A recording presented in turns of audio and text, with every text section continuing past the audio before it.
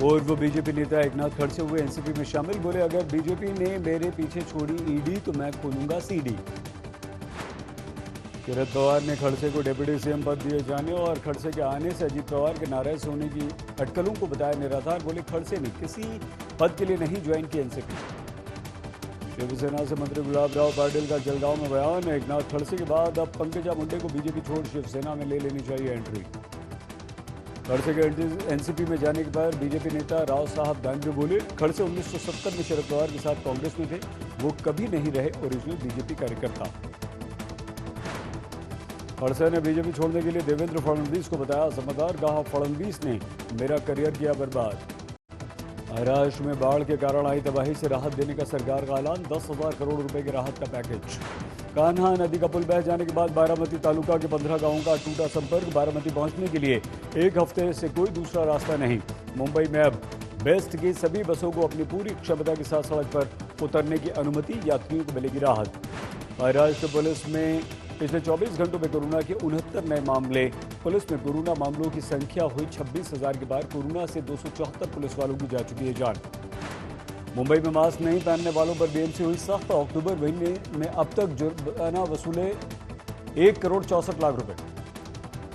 कल्याण prime branch ने बड़ी कंपनियों के नाम पर नकली घी बनाने और बेचने वाले गिरोह का पर्दाफाश किया। करीब 7 किलो नकली घी बरामद। बुल्ढाना जिलों के खामगांव शहर में कार चालक को धोखे से बातों में उलझाकर 25 लाख रुपए से भरा बैग उड़ाया चोरी। सीसीटीवी में कैद वारदात। मिशन स्टार्ट अगेन के तहत धीरे धीरे खुल रही है मुंबई। 6 महीने से बंद पड़ी फिल्म सिटी को पर्यटकों के लिए खोल दिया गया। 24 घंटे से ज्यादा समय के बाद भी नहीं बुझाई जा सकी साउथ मुंबई के सिटी सेंटर मॉल में लगी आग। धुएं के चलते बगल की रिहायशी हाईराइज बिल्डिंग्स में 3,500 लोगों को निकाला गया। आग बुझाने में फायर ब्रिगेड के 2 कर्मचारी घायल हुए, अस्पताल में भर्ती। मॉल की एक मोबाइल शॉप में पहले लगी थी आग। महाराष्ट्र के औरंगाबाद में 2 लोगों ने बर्बर ढंग से पीट कर कुत्ते की जान ली, दोनों हिरासत में। सूरत में बीजेपी नेता के घर तीसरे दिन भी जारी इनकम टैक्स के छापे। करीब 50 करोड़ की संपत्ति का खुलासा। 127 अंकों की बढ़ोतरी के साथ 40,685 पर बंद हुआ सेंसेक्स। 23 अंकों की बढ़त के साथ 11,930 पर बंद निफ्टी। स्पाइस जेट की बड़ी मुश्किलें। एयरलाइन के प्रमोटर अजय सिंह की शेयर होल्डिंग अटैच करने के लिए हाईकोर्ट पहुंचे कलानिधि मारन। बायोटेक की स्वदेशी कोरोना वैक्सीन के फेज 3 ट्रायल को मंजूरी। दिल्ली समेत 19 शहरों में होगा परीक्षण। भारत में 147 रुपए में लगेगा कोरोना का टीका। सभी नागरिकों के टीकाकरण में खर्च होंगे 50,000 करोड़ रुपए। 11 लाख से ज्यादा कर्मचारियों को रेलवे देगी दिवाली का बोनस। डायरेक्ट बेनिफिट ट्रांसफर के जरिए कर्मचारियों के बैंक अकाउंट में जाएगा पैसा। जुलाई सितंबर तिमाही में एसबीआई के नेट प्रॉफिट में 46% की कमी। टोटल इनकम में 137 करोड़ रुपए की गिरावट। भारत में सितंबर तिमाही में रिकॉर्ड 5 करोड़ स्मार्टफोन्स की बिक्री। शाओमी, सैमसंग, वीवो ने बेचे 3 करोड़ से ज्यादा फोन। रितेश देशमुख ने केदारनाथ मंदिर की खूबसूरती का वीडियो किया शेयर, सोशल मीडिया पर वायरल।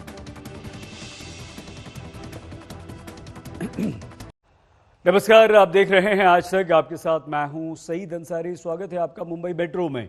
महाराष्ट्र में अक्टूबर की बारिश ने किसानों को महीनों की मेहनत पर पानी फेर दिया। राज्य सरकार ने किसानों के लिए 10,000 करोड़ रुपए के पैकेज की घोषणा की। लेकिन सवाल यह है कि प्रति हेक्टेयर पर 10,000 करोड़ का मुआवजा किसानों को कितनी मदद पहुंचाएगा। विपक्ष कह रहा है सरकार किसानों को राहत के नाम पर ठग रही है। यह रकम 50,000 करोड़ रुपए होनी चाहिए।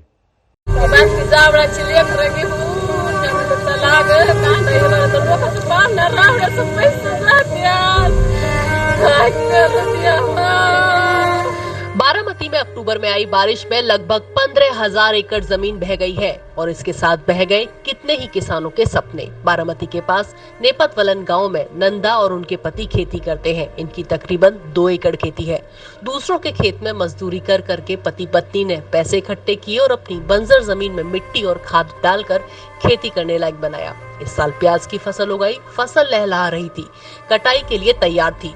इस महीने प्याज के दाम भी आसमान छू रहे हैं, लेकिन प्याज की फसल कान्हा नदी में आई बाढ़ में बह गई। सिर्फ फसल ही नहीं, इनके खेत की सारी मिट्टी भी बह गई। कांदा केला होता, इराळा कांदा आला होता, गरीबी कांदा 10,000 रुपये पायलीने बिया आणून टाकलं होतं। आता काढायचा कांदा तर ही पाऊसच आला, वरणी बंधाऱ्यावरनी पाणी पडलं, सगळा कांदा वाहून गेला। गरीबी कांदा काय राहिलं नाही अजिबात। कसलं डोक्या एवढं खड्डं पडलं. आता कशाने जगायचं आम्ही, काय खायचं काय, सरकार कसलीच आमची काळजी घेईना या. सोलापुर के सांगवी खुर्द गांव में रहने वाले लवटे परिवार के पास 3 एकड़ खेती है। खेत में प्याज और अरहर दाल की फसल थी। कुछ ही दिनों में कटाई होनी थी। 14 अक्टूबर की रात मूसलाधार बारिश की वजह से बोरी नदी में बाढ़ आई। प्याज और तूर की फसल तो बह ही गई, लेकिन लवटे परिवार का घर भी बह गया। तेज बारिश में जैसे तैसे लवटे परिवार और गाँव के दूसरे लोगों ने ऊंचाई पर बने मंदिर में जाकर सहारा लिया। इनकी जान बच गई। मुख्यमंत्री उद्धव ठाकरे ने 17 अक्टूबर को लवटे परिवार को 95,000 का चेक दिया, पर परिवार पूछ रहा है कि उनका नुकसान तो 7 लाख रुपए का हुआ है। 95,000 में तो उनका घर तक नहीं बन पाएगा। काही कांदे लावलं, पूर्ण सगळं साफ झालं, काय होईल म्हणून त्याचा खर्च तर आम्हाला निघेल म्हणून आम्ही काय तर तुम्हाला जे मंत्री ह्याने कोण आमदार बिमदार जरा पाहणी करून काय तर नुकसान भरपाई दिलं तर आम्हाला काय तर जरा लाभ होईल. तलाठी नाही, ऑफिस तर नाही, कोणीच विचारलं नाही आम्हाला. शेळ्या गेले, म्हैस गेल्या, सगळं गेले. आता काही भांड सुद्धा नाहीये, पाणी प्या म्हणलं तर भांड नाही. शासनाची मदत मिळाल्या तेवढं काही होऊ शकत नाहीये आम्हाला. अजून बी आमची मागाची इच्छा होती, पण त्यांनी आले नाही येते गावात इथं. सोलापुर जिले में भारी बारिश से 14 लोगों की मौत हो गई और 58,581 हेक्टेयर फसल को नुकसान पहुंचा है। पुणे में भी बाढ़ से भारी नुकसान हुआ है। पुणे शहर में बहने वाली आंबील नदी में इस साल भी बाढ़ आई। इस नदी में 1 साल पहले भी बाढ़ आई थी और हजारों घरों को नुकसान पहुंचा था, लेकिन ना तो इस सरकार ने कोई सबक सीखा और ना ही पिछली सरकार ने कुछ किया। हाँ, वादे जरूर किए गए थे रिटेंशन वॉल बनवाने के, पर वो नहीं बनी और इस बार भी लोगों के घरों में पानी घुस गया। मिट्टी और पानी से फर्नीचर और गाड़ियां खराब हो गयीं। पुणे से पंकज खेलकर, सोलापुर से विजय बाबर और बारामती से वसंत मोरे के साथ आज तक ब्यूरो। लॉकडाउन में नौकरी जाने के बाद लोगों पर कैसी कैसी विपत्ति टूटी है, ऐसी बहुत सारी खबरें हमने आपको दिखाई। आज हम एक ऐसे शख्स की कहानी आपको दिखाने जा रहे हैं जो 10,000 रुपये महीना कमाते थे। लॉकडाउन में नौकरी चली गई, आज वो 80,000 रुपये महीना कमा रहे हैं। हुनर उनमें पहले से था, पर वो हुनर दुनिया तक कैसे पहुंचाया, लॉकडाउन से उन्होंने ये सीखा।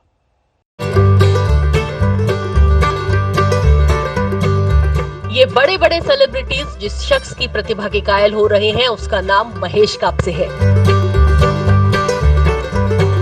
महेश कापसे को मार्च अप्रैल से पहले कोई नहीं जानता था। ये महाराष्ट्र के औरंगाबाद के एक स्कूल में ड्राइंग टीचर हुआ करते थे। कोरोना की वजह से लॉकडाउन लगा। थोड़े दिन बाद महेश कापसे की स्कूल की नौकरी चली गई।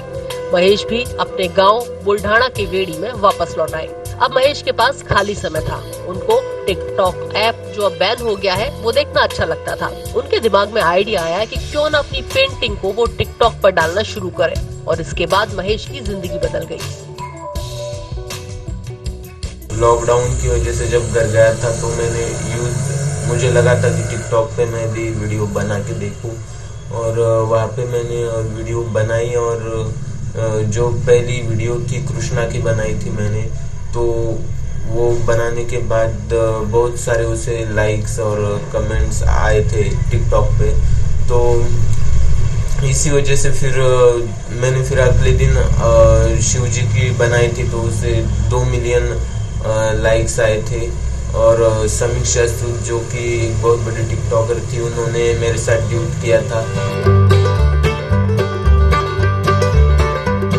महेश कापसे न सिर्फ आम लोगों में पॉपुलर होने लगे, सेलिब्रिटीज भी इनकी कला के फैन हो गए। क्रिकेटर डेविड वार्नर पीटरसन तक ने इनका वीडियो शेयर किया। बड़े बड़े मराठी कलाकार इनके कायल हुए।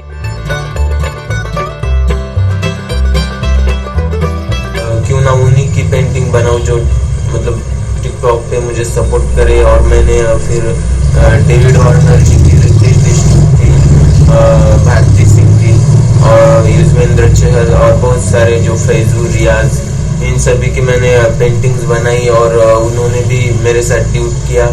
और फिर वहाँ से मुझे काफ़ी सारे ऑर्डर्स आने लगे। दिन में बहुत से कॉल आते थे कि हमारी पेंटिंग बनाओ। महेश को महीने में 40 तक ऑर्डर मिल जाते हैं और एक पेंटिंग का वो 2,000 रुपए लेते हैं। एक पेंटिंग बनाने में उन्हें सिर्फ 10 मिनट का वक्त लगता है। महेश की उंगलियों की जादूगरी उन्हें बाकी पेंटरों से अलग बनाती है। ऐसी पेंटिंग करता था जैसे सभी करते हैं, पेंसिल से, ब्रश से। और फिर ये जो मतलब बाद में फिर मैंने सोचा कि कुछ अलग करता हूँ तो अच्छा रहेगा, तो फिर मैंने उंगलियों से 3-4 साल हो चुके हैं, तभी से मैंने प्रैक्टिस की थी। और फिर टिकटॉक पे जब फर्स्ट वीडियो डाली थी मैंने, तो वहाँ पे सिर्फ कलर में पेपर पे छोड़ता हूँ किसी ढक्कन में या फिर प्लेट में लेके, और फिर वैसे उंगलियों से पेंटिंग करता हूँ। तो उसमें ब्रश और पेंसिल कुछ भी यूज़ नहीं करता हूँ। तो यही बात शायद लोगों को बहुत अच्छी लगी। महेश में काबिलियत तो पहले से ही थी। औरंगाबाद के यशवंत कला महाविद्यालय की आर्ट क्लास में वो हमेशा पहले नंबर पर आए, पर अपने हुनर को दुनिया तक कैसे पहुंचाना है, ये हुनर उन्हें लॉकडाउन में मिला। उसने फर्स्ट टाइम मेरा स्केच बनाया था। उस टाइम वो पेंसिल से स्केच करता था, लेकिन जब लॉकडाउन स्टार्ट हुआ तब से उसने टिकटॉक पे उसका अकाउंट क्रिएट किया और बहुत सारे मतलब अच्छे स्केच बनाए। वो भी हाथ से उसने पेंटिंग स्टार्ट करना चालू कर दिया और 1 महीने में उसको पॉपुलर क्रिएटर मिल गया, उस पर टैग। टिकटॉक बंद होने के बाद महेश के काम पर असर पड़ा है। बाकी सोशल मीडिया प्लेटफॉर्म पर वो कोशिश कर रहे हैं, पर अभी वैसी कामयाबी नहीं मिल पा रही। हालांकि उन्हें अपने हुनर पर यकीन है कि आज नहीं तो कल वहाँ भी उन्हें वैसा ही प्यार मिलेगा। औरंगाबाद से इसरार चिश्ती के साथ आज तक ब्यूरो।